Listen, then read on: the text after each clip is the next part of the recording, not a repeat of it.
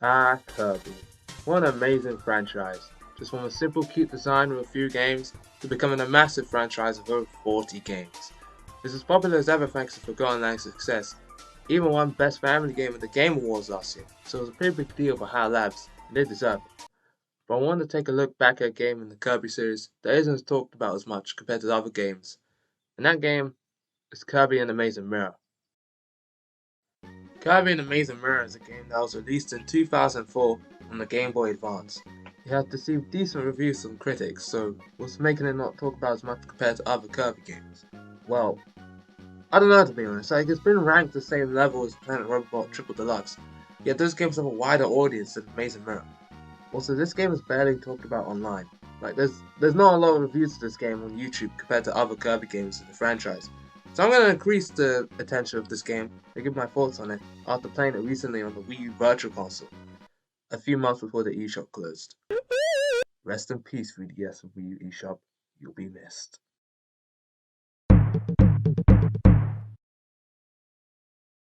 Kirby and Amazing Mirror is a 2D platformer, is a Metroidvania, a platformvania. Okay.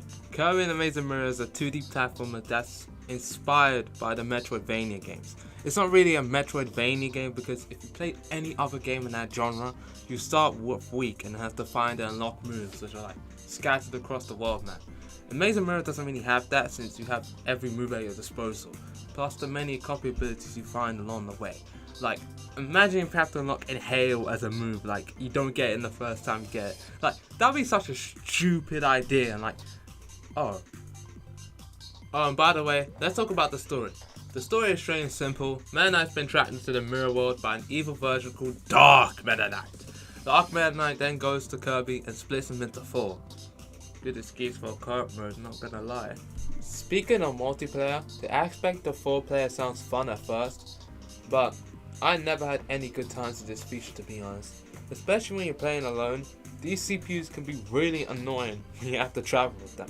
Sometimes if you get hit and you lose your copy ability by an enemy, they can literally just steal it from themselves. Like, bro, that's literally my copy ability.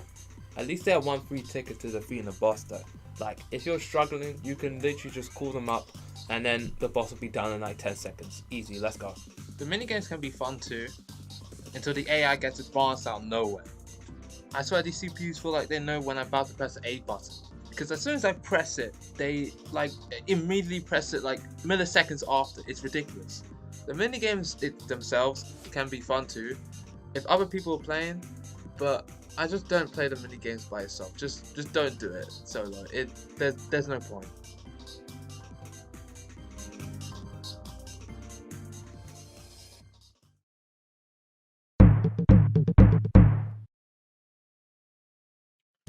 What makes this game stand out from the rest is how its main focus is exploration. No other Kirby game tried to tackle after this entry. It makes itself a unique entry in the franchise. While exploring you find treasure chests and collectibles, which sometimes unlock different colors for Kirby for you to use. I never found out about this during my first playthrough, and I really wish I did, because I would have dropped the OG Kirby as soon as I got my first skin. Also, the thing you get when you discover a new area while having to look up anything on YouTube is one of the most satisfying things ever. While the controls feel loose in some parts, it feels really smooth to control Kirby while running around. Like for a GBA game, this is really impressive. I found the bosses to be really unique as well. All of them have cool designs and the music slaps too. Also, the fact that Master Hand and Crazy Hand are a boss fight in this game is one of the most coolest things ever. And you can have them as a Smash Bros moveset as a copy ability. How cool is that? However, there are some negatives to this, as not every game is perfect. Remember when I said about how exploration in this game is an advantage? Well, it has a sort of consequence to that as well. At times when exploring, you can get lost a lot in this game, especially for playing this game for the first time. I know there's a map, but to be honest, it doesn't really help that much. It can get overwhelming how many doors you pass and access to. So I don't know if this is just me, but I found the levels to be really small and narrow to travel across compared to like how other Kirby games do it. Like, as soon as you're running around, you can easily just get hit by an enemy by accident or bump into an obstacle. It slows the pace down.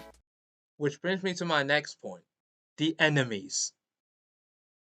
The enemies aren't all that special, with a majority of them being returning enemies, such as Scarfy, Bronton Burt, Sir Kibble, etc. Like I said before, they could be annoying to avoid, but you can easily kill them in 1 or 2 hits. The new ones though, is a whole nother story. Some of these mini bosses are actually a pain in the ass to fight. They're straightforward but challenging. You got your typical bonkers and Mr. Velocity? And then you have weird ones like Butterfly and Bonfire, which aside from the cute appearances, can be challenging as well. And don't even get me started on this twat.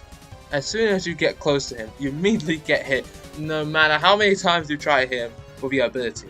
And not to mention that the battle arenas, the places you fight them, are small as hell. So there's not a lot of movement to work from, to avoid them. I don't understand how people played this game on that tiny ass screen back in the day when you literally have so little room to avoid obstacles. You can easily fall off a ledge by even one single enemy, as well as the many times of barely seeing the screen due to the light sounds so aggravating. I died so many times this guy, it's actually ridiculous. Who thought I'd be struggling fighting a dog?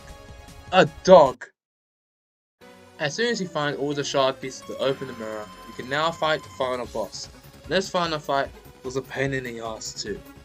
I feel like this game is where the Kirby final bosses have so many phases come from, because the amount of phases there are in this is so overwhelming. First, you find out that the Meta Knight you're fighting at that one point was actually Dark Meta Knight this entire time. Oh no! Who would have thought? This fight can be really challenging if you don't know what you're doing.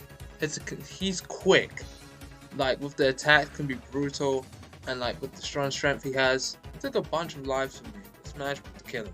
It gets into bullshit mode when you have to fight Dark Meta, the true antagonist all this time.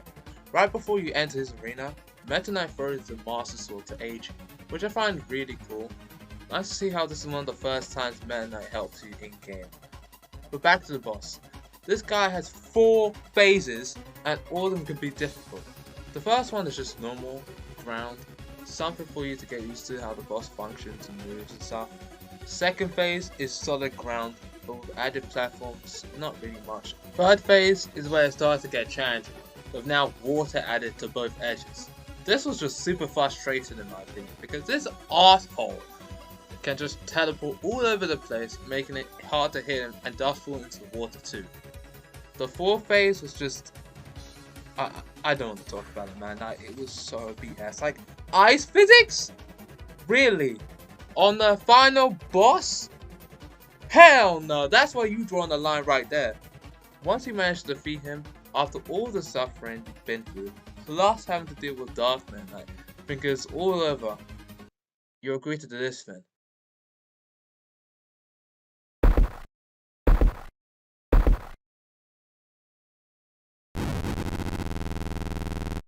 Ah, what the fuck? This is the true form of Dark Meta, an eyeball. Very original, guys. But jokes aside, it does look cool and it's unique in a way.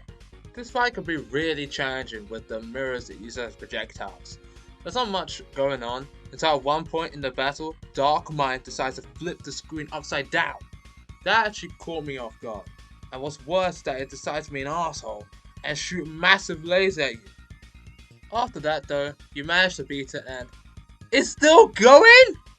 Oh my god, how many phases does this final boss have? There was a fight with Dark Meta Knight, 4 long ass phases with this guy, and now we have 2 extra phases with Zero's brother from hell. That's 7 phases! Is that more than Star Allies final boss? I can't remember.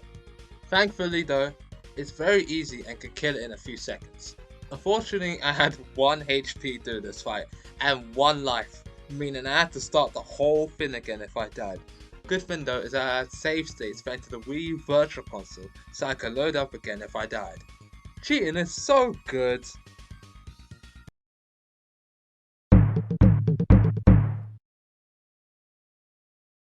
Overall, Kirby and the Maze Mirror is a fun title.